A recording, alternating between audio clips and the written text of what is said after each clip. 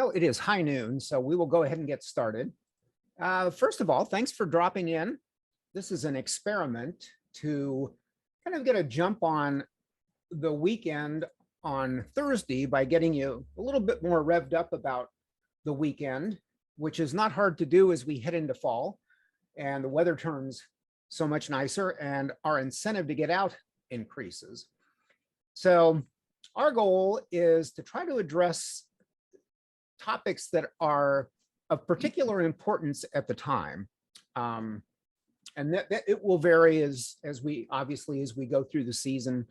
But one of the things I wanted to start with was the fact that right now, if you've been hiking over the summer, there's a chance you've had the trail pretty much to yourself. But that's going to end. Fall traditionally has been an exceptionally popular time for what I will call seasonal hikers. Fair weather hikers, it's got kind of a bad connotation to it. But basically, hikers who will turn out when the conditions are most favorable. And they will start crowding the trails, especially on really nice weekends. The weekend that we've got ahead of us, it's going to be a little bit warmer. I think the highs are going to be in the mid 80s. It's supposed to be dry. Overnight lows in the mid 60s. So for a lot of us who are avid hikers, those are pretty good conditions. And we may not see quite the crowds that we'll see in another week or two, but the spate of warm, dry days and cool nights that we've had coming into September has initiated the leaf change a little bit earlier than usual. So I wouldn't be surprised if we do start seeing the crowds earlier than we typically see them. So our goal today is to try to find some of the trails that a lot of these seasonal hikers will not be exploring, and trails that will pretty much be able to have, if not to yourself, then they're certainly not going to be this crowded. Now, we're going to start with some tips here on how to find these trails. And just, I'm going to give a couple examples at the end, but we're going to start, we'll start with some tips on how to avoid the big crowds. So first tip is to hike early. Not a lot of people like to hike early. Most people will wait until 10 o'clock or so. In fact, I think it's Crowder's Mountain State Park on their website. It says, arriving between 10 a.m. and 3 p.m. on a weekend with good weather is likely to result in frustration due to traffic, full parking lots. So it's not even a matter of having a crowded trail in a lot of cases. It's often just a matter of being able to get in and find a place to park. And this was a problem before last year. It's been a problem for about the last 5 or 6 years. But if you get in early, and most parks, a lot of parks open at dawn. Now, technically they open. A lot of places don't have gates, so they'll have a sign up that says open dawn to dusk, and they'll have a little thing usually saying that if you come in, if you're in there before dawn, after dusk, you're technically trespassing. So you want to try to observe that and try not to be trespassing. Most of the state parks will open at 8 a.m. Some now open a little bit earlier. Some open as early as 7. So if there's a particular place you have in mind that you'd like to hike, just check to make sure when it opens, which is especially easy to do at the state parks. You can get that information on their website. So check to see when they're open, plan to be there when they open, and odds are that you can have a pretty solitudinous hiking experience. And this is especially true, may not be quite as true this weekend. It's going to be a little bit warmer, but it will definitely be true on the fall weekends that we're getting into, where we're going to be looking at temperatures in the 70s and then dropping into the 60s. Another option is to hike late. which again, most people tend to be off the trail, uh, especially people who hike seasonally. They tend to be off the trail by, I would say by 5, kind of that want to get home and have dinner, or if they've got other things going on. So often if you get there after 5 o'clock, you will not encounter the crowds that you will earlier in the day. Now, one thing to keep track of is that, again, the hours. You have a lot of these parks that close at dusk. Dusk, as you may have noticed, is coming earlier by the day. Right now, it's sunset is about a minute earlier each day, a little bit more actually. So some of the parks, it's September. Some of the state parks will stay open now as late as 10 p.m. That's going to change as we get into October, and then come November, almost every state park will be closed by 6. Some may be open a little bit later, but again, you'll just need to check on their website. The other thing to keep in mind if you're hiking late is sunset. As I mentioned, sunset is rapidly getting earlier and earlier. So it's a good idea. There's a website called sunrisesunset.org, and you can get the sunset and sunrise times for any location. So that's a good thing to check out. And also, if you're hiking late, remember to take a headlamp or a flashlight, because even if you know when sunset is, things happen on the trail, and it's pretty easy to find yourself out after dark. So having a headlamp can make a huge difference. You know, if you've got a light on your cell phone, that's a good thing, but just having a headlamp with you, stick it in your pack. It should be one of your 10 essentials. I'm going to get back to this in a little bit more detail in a minute, but one of the main things to do, you want to avoid the main trailheads. And those would be the trailheads that usually go out of a visitor center, or trailheads that have restrooms, or at the top of the list is a trailhead that has a street address, because we've gotten so used to just plugging in an address into our navigation devices. And that's how most of, especially the people who hike seasonally, that's what they're going to do. They're going to go to the place that is easy to get to, that usually is going to have paved parking, that hopefully begins from a visitor center and definitely has restrooms. It's amazing how that restroom feature will weed out so many people. I lead a lot of hikes, and that's one of the first things people ask is, where we start, is there going to be a restroom? So I've gotten into the habit, if there isn't a restroom, I'll try to find out where the nearest place is that they should stop before they get to the trailhead. So we're going to talk a little bit more at the end about how to find some of these locations. But typically, if you look at the trail map, and especially in the case of state parks, they have a trail map that is, it's not a detailed trail map, but it does tell you where the trailheads are. And it will also show you where the trailheads with a visitor center, or the trailheads with a restroom, or paved parking.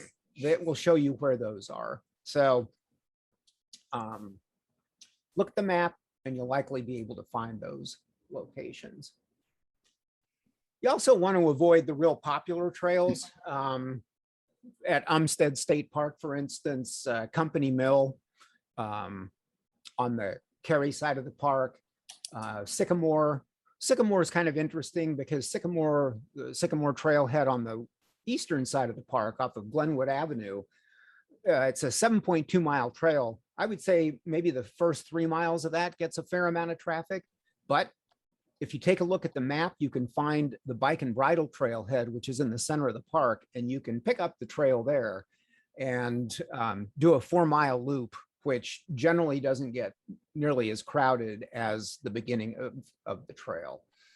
So avoid the main trails. And again, those would likely be the ones that are beginning from visitor center, or from any place that's got paid parking and a restroom.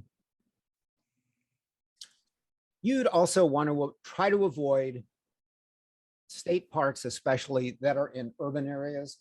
Um, Umstead State Park had 1.8 million visitors in, I think it was 2019. It was the most heavily visited state park. Um, Crowder's Mountain near Charlotte, Pilot Mountain, Hanging Rock in the Triad area. All of those get real crowded. We're going to take a look at two of those in a bit, and we'll look at some ways to get in that aren't going to be as crowded. But in general, any state park in an urban area, you're going to be inundated with people, which is why I especially like a handful of these parks. Medoc Mountain State Park, yes, Van Bolt makes a good point. The boulders access to Crowder's Mountain, which is down by the South Carolina border. It started out mostly as an access for bouldering. They've got a lot of good climbing down there, but it also accesses the Ridgeline Trail, which goes up to the main part of the park. But you can get some good miles in on that trail, and it's really a quite nice trail. So it's a good example of a less used access point in a very popular state park. Medoc Mountain. It's got about 10 miles of trail. It is the least visited state park in North Carolina. It is located about an hour and a half northeast of Raleigh. And it's really not near anything, which is why it doesn't get much visitation. But it's on the cusp of the Piedmont and the coastal plain, and it's got some really nice hiking. It's got about 10 miles of hiking trail. It's got another 10 miles of bike and bridle trail that you can hike. And it's got some additional mountain bike trail that you can also hike. But that place, you rarely see anybody up there. And it's so close to Raleigh. I think maybe it's just a little bit too far out of the way, or I think the main thing with Medoc Mountain is it's not on the way to anything, and that's why a lot of people don't know about it. So that is a great place on a busy weekend. Carver's Creek State Park outside of Fayetteville, another good location. That park it's a relatively new state park. From the main access, it has the Longview access. It's got about 3 miles of hiking trail. If you go to the Sandhills access, there's about 10 miles of trail.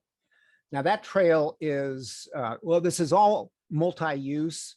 So mountain biking is allowed on all the trail, but at Sandhills, they also allow equestrians. So there'll be some horseback people down there, but that's another place where you can get in some long miles without a lot of competition from other hikers.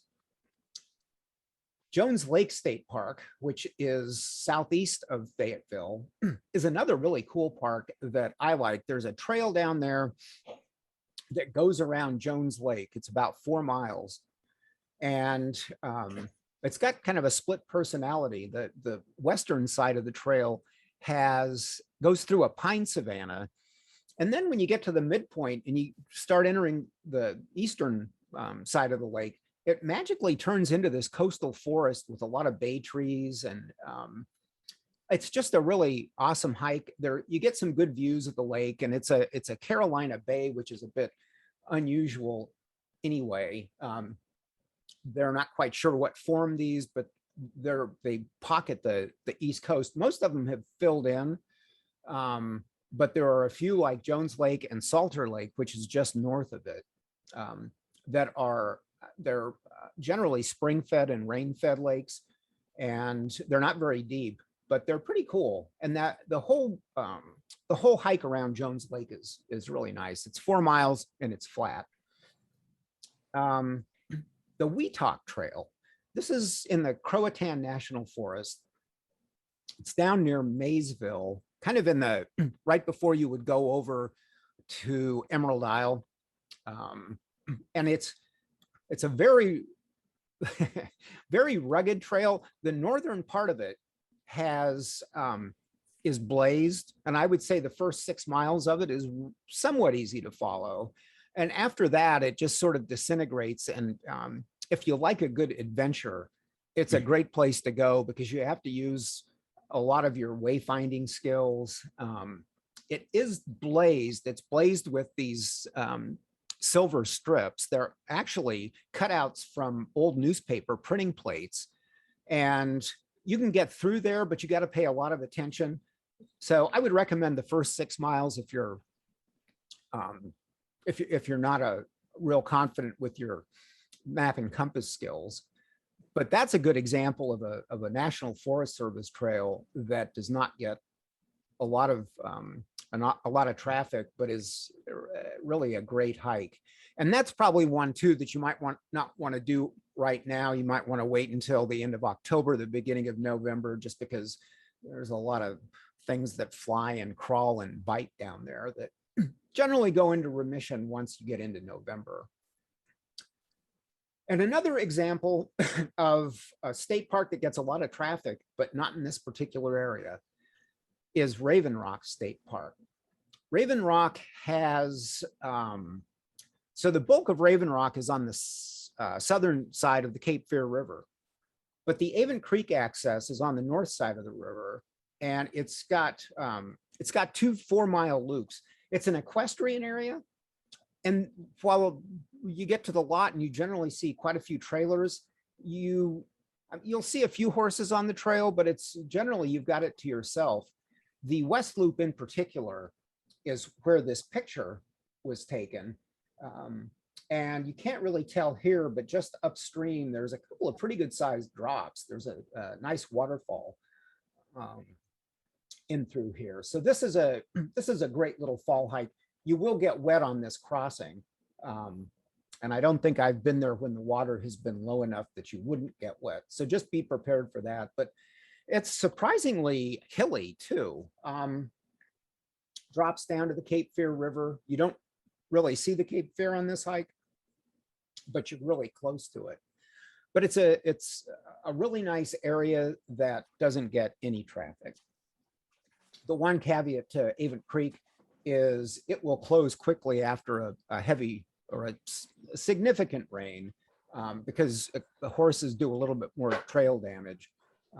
So if you're heading down there, just check the website before you go down to make sure that it's open. Okay, so now we're going to talk for about 3 minutes about gear. And this is courtesy of Great Outdoor Provision Company. And we are going to talk about shoes. And it'll be about 3 minutes, and then we'll be back and we'll talk a couple of specifics. Hi, everybody. I'm Johanna with Great Outdoor Provision Company. I've been with the company for a little over a decade now, and I'm an avid backpacker and hiker. So I'm just going to do a brief overview of some hiking shoe options that you can consider if you're new to the sport, or even if you've done it for a long time, maybe some new brands to look at. So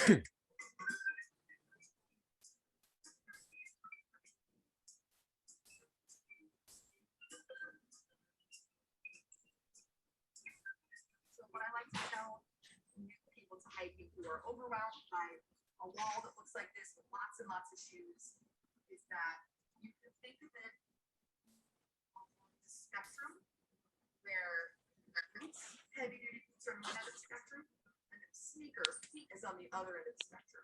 And whatever your comfort level is, you can buy something somewhere in that spectrum that's suitable. I personally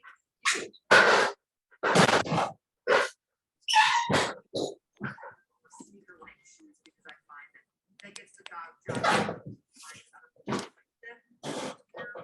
Bigger boot, but it is up to you. So if you have ankle concerns and you know your ankles or your trunk doing that, Hey Joe, I'm not sure if everybody having the same problem, but it's very hard to hear her. something a little bit taller because it's going to give you those sides and the protection you need to tilt you back into the middle if you get off balance, which you're more likely to do with a heavier pack because it's weight additional to your own body weight that you're not used to having every day. If you want to do something that's more of a sneaker or more like a, I guess, between a tall boot and a sneaker along that spectrum, you've got a lot more options. And if you not carrying a heavy pack, if it's just a day pack, or if you don't have any pack at all, you don't really need the extra support up here. So you've got a variety of options. What we're going to focus on today, for the sake of time versus going through every single one of these, is one of my favorite brands here, Ultra. So Ultra makes shoes that have a wider toe box, which I really, really love.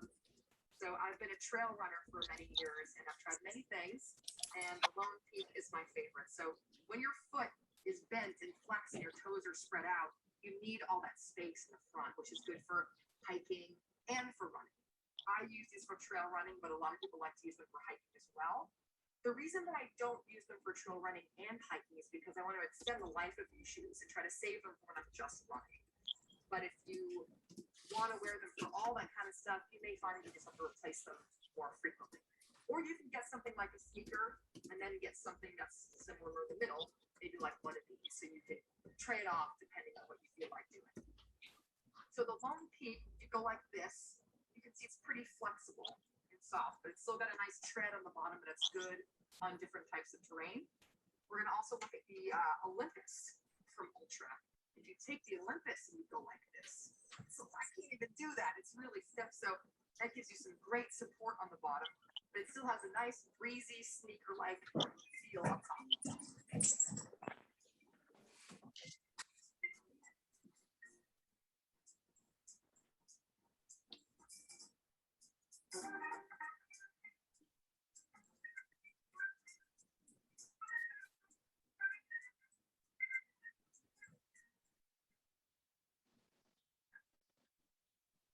All right.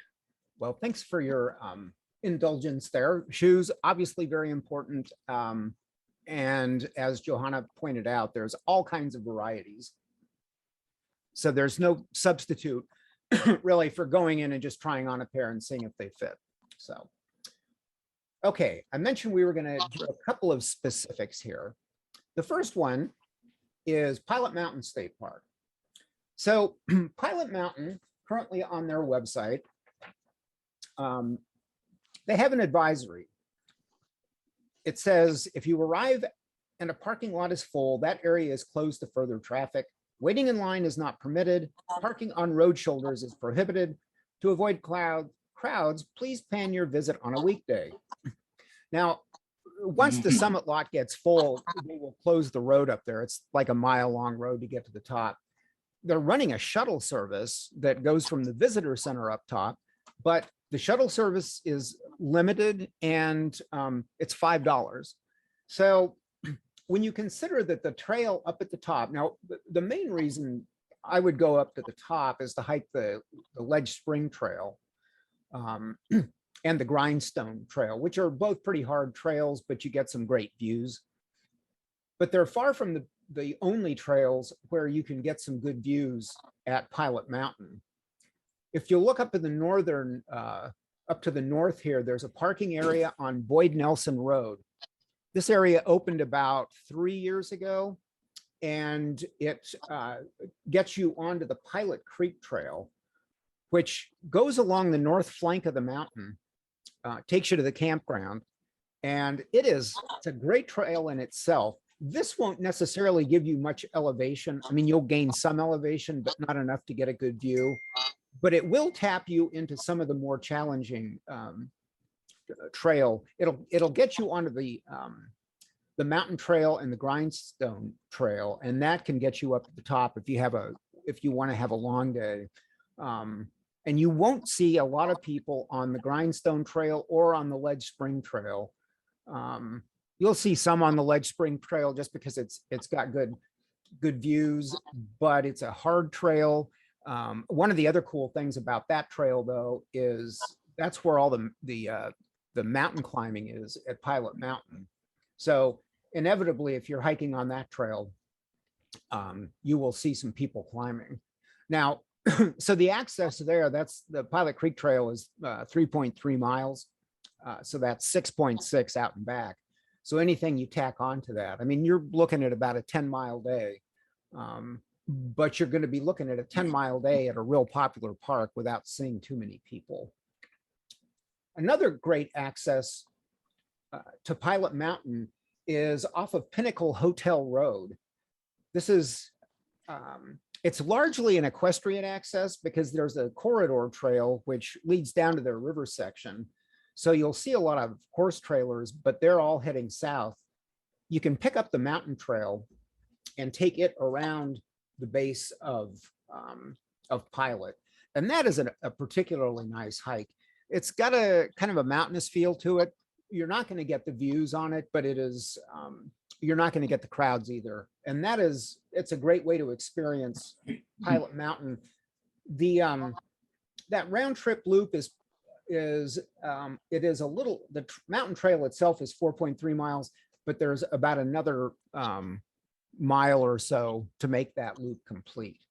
But again, you know, these are two great ways to access a real popular mountain where you're not going to see too many people.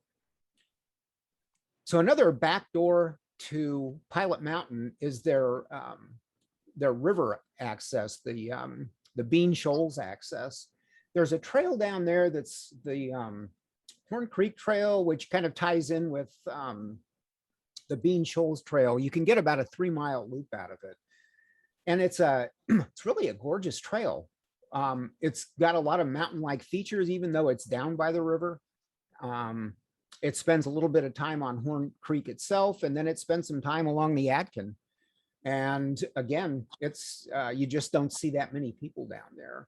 So that is, those are 3 great ways that you can experience the Pilot Mountain area without the crowds, and even just being able to get into it. It's a big thing. Then we have Hanging Rock, and I'm sorry, this is a little bit fuzzy. Hanging Rock is one of those places that when fall hits, it is the 2 lots up top, which are pretty substantial. It just gets crowded, gets real crowded. So there are ways to avoid that. There are 3 ways, actually, 2 of which are on this map. There is down by the river. This is at the way at the far north. There's a road called Flincham Road, and you can pick up the Indian Creek Trail from there. And you will not see anybody until you get up to Window Falls and Hidden Falls, which is close to where you're going to be getting into the visitor center area. But that's a really nice long stretch of trail. You gain some good elevation if you like a workout. It's a great way to experience Hanging Rock. Another opportunity is to hike in from the Torrey's Den area, which is on the western side. You can pick up the Torrey's Den Trail, and you can pick up the Moore's Knob Loop from there, and that'll take you up to the Moore's Knob, up to the summit, which has the best view in the park. And compared to Hanging Rock, it doesn't get nearly as many people. Again, that's going to be a really good workout, but it is a great way to experience Hanging Rock without experiencing the crowds. And a third way, which is my favorite, probably my favorite hike in the Piedmont, and it's not shown on this map. But if you're familiar with Hanging Rock and you take the trail that goes from the visitor center up to Hanging Rock, about, I'd say about a mile in, you get up to the ridge and you take a left to go to Hanging Rock itself.